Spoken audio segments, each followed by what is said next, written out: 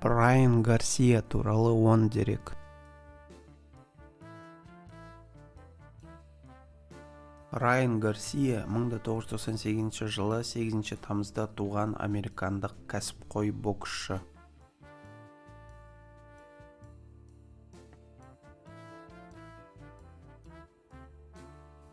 Ол 2021 жылы дүниежүзілік бокс кеңесінің WBC жеңіл салмақтағы уақытша титулына ие болды.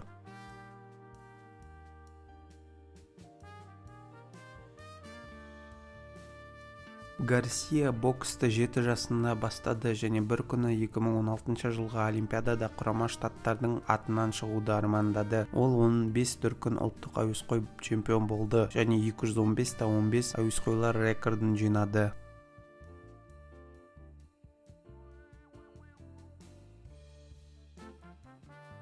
Гарсия 2016 жылдың 9 маусымында 17 жасында кәсіпқойға айналды. Ол өзінің алғашқы кәсіпқой жекпе-жегінде Тихуанада Эдгар Мезаға қарсы жекпе-жек өткізіп, матчты техникалық нокаутпен жеңді.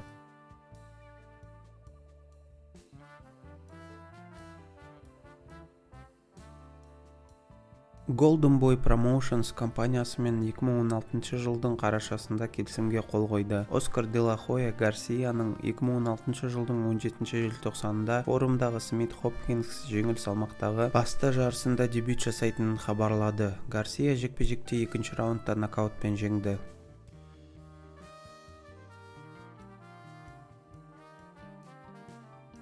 Екі мың 18 жылдың қазан айында ол Канело Альварес пен Оскар Валдесті Калифорния штатының Сан-Диего қаласындағы жаттығу залында жаттықтырған Эдди Рейноспен бірге жаттыға бастады.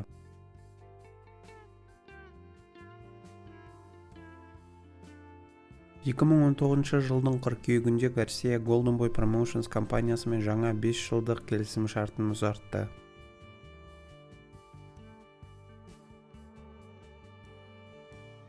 Бойы 5 фут 8,5 дюйм, немесе 174 сантиметр.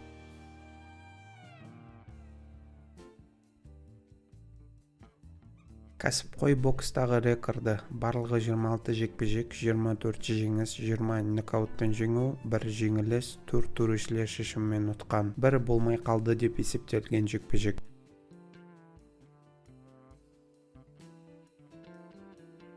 Жеке капиталы 2024 жылы $20 миллион.